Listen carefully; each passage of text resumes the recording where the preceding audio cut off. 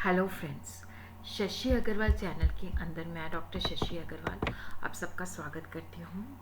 आज का जो हमारा सब्जेक्ट है that is the business law, और जिसके अंदर आज हमारा जो टॉपिक है that is the fraud versus miss representation. इस टॉपिक के ऊपर जो है काफ़ी बार क्वेश्चन आ चुका है, बड़े क्वेश्चन में भी आ चुका है, शॉर्ट क्वेश्चन में भी आ चुका है। अगर देखो ये शॉर्ट क्वेश्चन आता है तो आपने सिंपली जो है फ्रॉड और मिसरिप्रेजेंटेशन के अंदर डिफरेंस क्या होता है उसको बताना है। बट अगर ये क्वेश्चन बड़ा है, वहाँ पे आता है कंपैरिजन करो और वो 10 मार्क्स का है या 12 मार्क्स का है या बड़ा क्वेश्चन है, तब आपने फ्रॉड के बारे में भी बताना है, मिसरिप्रेजेंटेशन के बारे में भी बताना है, उसके एलिमेंट्स, उसके इफेक्ट के बारे में, फिर उसके बाद आपने जो है इसका कंपैरिजन कर देना है। तो सबसे पहले हम देखते हैं फ्रॉड। फ्रॉड का मतलब क्या है? देखो, जो हमारा कॉन्ट्रैक्ट है उसके अंदर ये असेंशियल है कि वहाँ पे जो पार्टी की कंसेंट है वो फ्री होनी चाहिए। और अगर वहाँ पे कोई व्यक्ति जो है जानबूझ के ऐसे स्टेटमेंट देता है कि जहाँ पे जो पर्पस होता है कि ये बंदा मेरे साथ कॉन्ट्रैक्ट करे और मैंने इसको डिसीव करना है। Fraud includes all the acts committed by a person with the intention to cheat another person. देखो, फ्रॉड के अंदर वो सारी चीज़ें आ जाती है जो एक व्यक्ति करता है, जिसके पीछे जो उसका ऑब्जेक्टिव होता है कि मैंने इसको चीट करना है, मैंने इसको डिसीव करना है। फ्रॉड इज द विलफुल, जानबूझ के deliberately he makes a statement ताकि वो दूसरा व्यक्ति मेरे साथ कॉन्ट्रैक्ट कर ले, और यहाँ पे जो इंटेंशन होती है to deceive the other party, और वो दूसरा पार्टी जो है भाई मेरे साथ कॉन्ट्रैक्ट करे, मैं उसको चीट करूँ। तो इसी के अंदर ही एक बहुत फेमस केस जो है Rambai versus LIC of India. अब देखो, जब हम इंश्योरेंस लेते हैं तो इसके अंदर क्या होता है कि सारे में मटेरियल फैक्ट जो होते हैं जैसे हैं वैसे ही बताने होते हैं। कोई चीज़ हमने डिस्क्लोज कोई चीज़ हमने छुपानी नहीं होती। तो यहाँ पे एक व्यक्ति जो है उसकी एज जो होती है 60 होती है, और उसकी इंश्योरेंस उस वक्त नहीं हो सकती थी, बट उसने कहा कि मैं 48 ईयर ओल्ड हूँ ताकि वो इंश्योरेंस पॉलिसी ले सके। तो ये जो है उसने यहाँ पे देखो उसकी एज थी 60, बट जानबूझ के उसने कहा कि मेरी एज 48 ईयर्स की है। तो यहाँ पे जानबूझ के उसने डिसीव किया ताकि मैं इंश्योरेंस पॉलिसी ले सकूँ। तो जो बंदा उसकी इंश्योरेंस कर रहा था, इंश्योरर, तो वो इस कॉन्ट्रैक्ट को कि इसने मेरे साथ जो है मुझे जानबूझ के गलत एज बताई है, तो वो इस कॉन्ट्रैक्ट को अवॉइड कर सकता है। When the consent has been obtained by fraud, then it is not free consent. देखो, जब हम दूसरे व्यक्ति की जो कंसेंट है, जो रजामंदी है, जो एक्सेप्टेंस है, उसको फ्रॉड के द्वारा प्राप्त करते हैं तो वो फ्री कंसेंट नहीं है।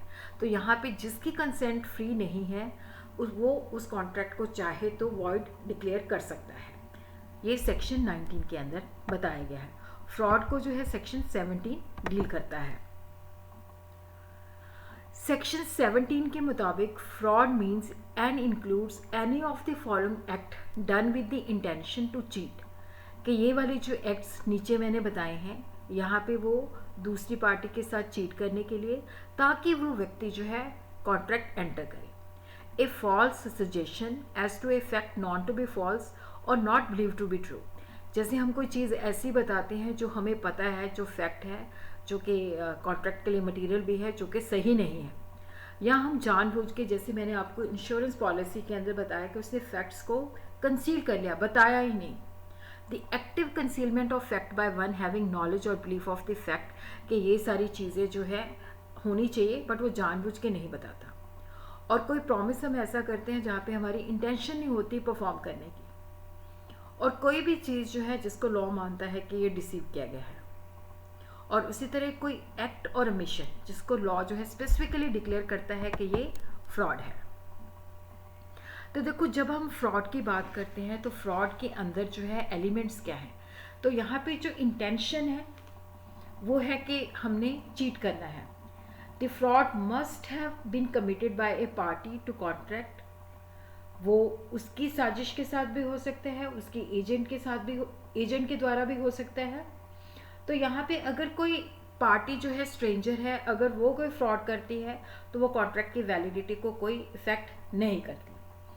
और उसी तरह क्या है कि देखो, यहाँ पे अगर कोई कंपनी के जो डायरेक्टर्स हैं, अगर वो कोई प्रॉस्पेक्टस इशू करते हैं और वहाँ पे कोई ऐसी चीज़ जो है सिग्निफिकेंट है बट गलत बताई गई है, तो जिसके बेसिस पे कोई शेयर परचेज कर लेता है, तो वहाँ पे जो पार्टी शेयर परचेज करती है तो वो उसको अवॉइड कर सकती है, क्योंकि जो डायरेक्टर्स हैं they are the deem to be the agent of the company.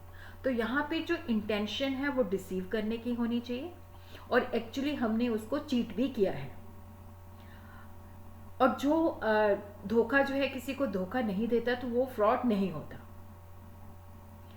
और उसी तरह क्या है कि देखो वहाँ पे ही हम दूसरी पार्टी जो है उस कॉन्ट्रैक्ट को अवॉइड कर सकती है, डैमेजेस क्लेम कर सकती है, जहाँ पे इंटेंशन डिसीव की है और दूसरी पार्टी के साथ धोखा हुआ है।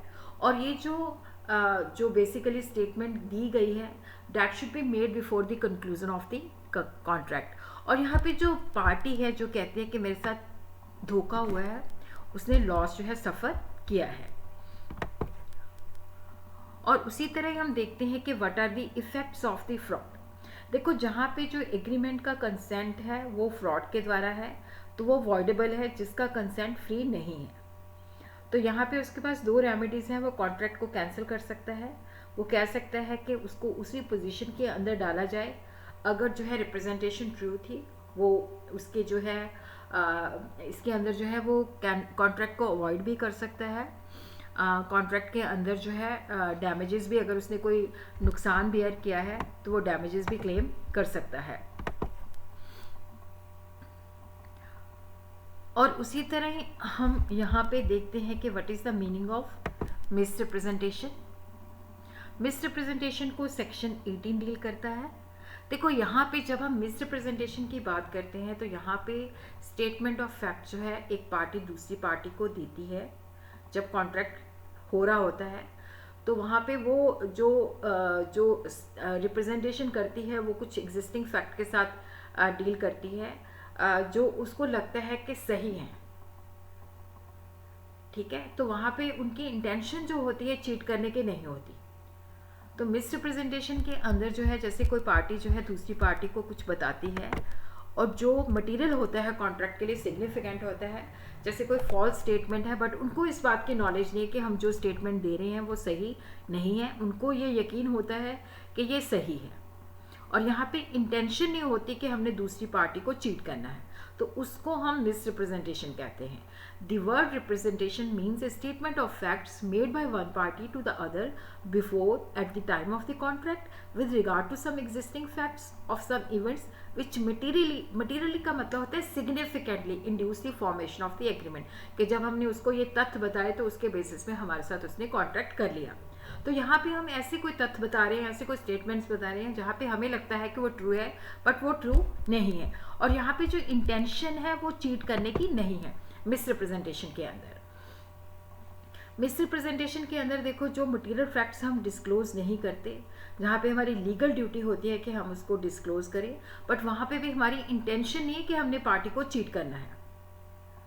यहाँ पे जब हम मिसरिप्रेजेंटेशन की बात करते हैं तो कोई ऐसी स्टेटमेंट जो कि फॉल्स होती है, बट यहाँ पे वो अगर देखो वो दूसरी पार्टी जो है इनोसेंटली करती है और यहाँ पे कोई इसका इंटेंशन नहीं होता कि हमने दूसरे को चीट करना है, बट अगर वही जो फॉल्स स्टेटमेंट है पता है कि फॉल्स है और यहाँ पे इंटेंशन है चीट करने की, तो वो फ्रॉड है। अगर हम उसके अंदर ऑनेस्टली बिलीव करते हैं कि ये जो चीज़ है ये ट्रू है, तो वो मिसरिप्रेजेंटेशन कहलाएगी। तो इसकी जो एसेंशियल रिक्वायरमेंट है, आगे मैंने एक केस भी दिया है जिससे हम मिसरिप्रेजेंटेशन को अच्छी तरह से समझ सकते हैं। तो रिप्रेजेंटेशन होनी चाहिए या किसी बात की असर्शन होनी चाहिए, और ये जो फैक्ट है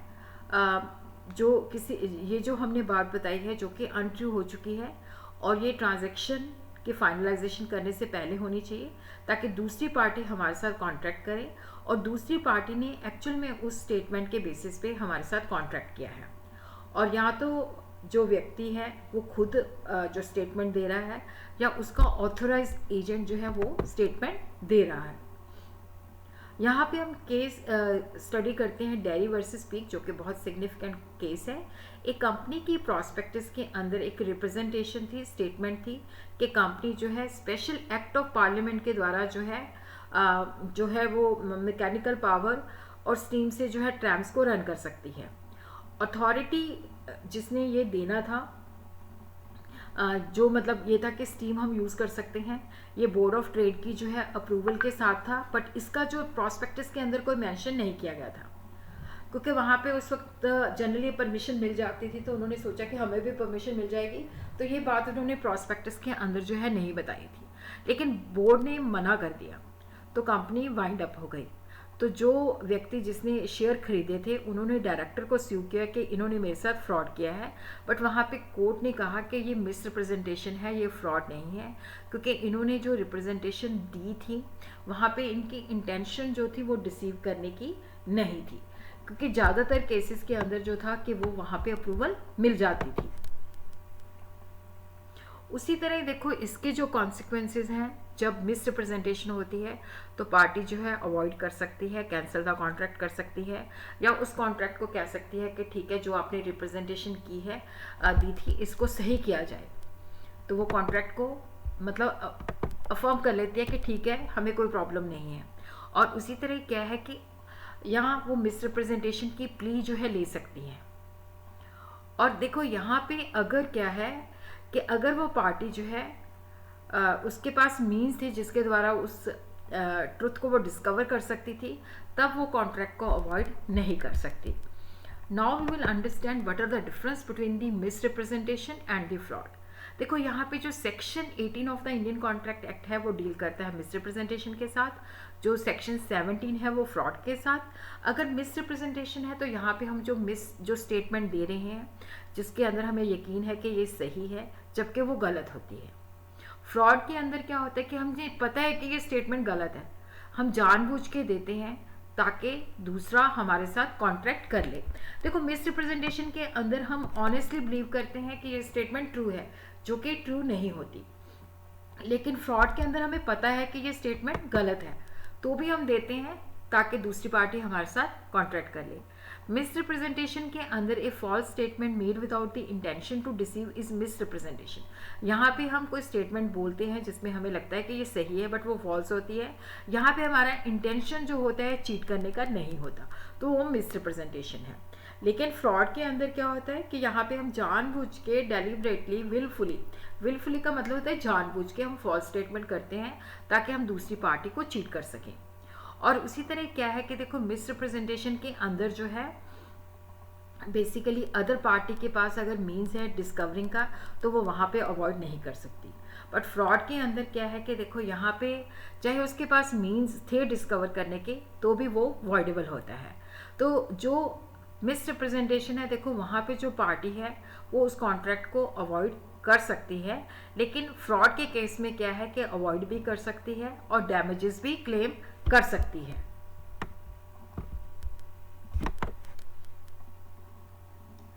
देखो यहाँ पे जो मिस रिप्रेजेंटेशन है ये जो है यहाँ पे सिर्फ right to avoid the contract है, लेकिन जब हम फ्रॉड की बात करते हैं तो that is offence of cheating कि आपने धोखाधड़ी की है और ये पनिशेबल है अंडर क्रिमिनल। और यहाँ पे देखो जो फ्रॉड के अंदर जो है और भी बहुत सारे टाइप्स जो हैं लॉ ऐड कर सकता है जिसके द्वारा गवर्नमेंट को लगता है या मतलब लॉ अथॉरिटीज़ को लगता है कि इस तरह का फ्रॉड हो सकता है, बट मिस रिप्रेजेंटेशन के अंदर इस तरह की पॉसिबिलिटी नहीं है।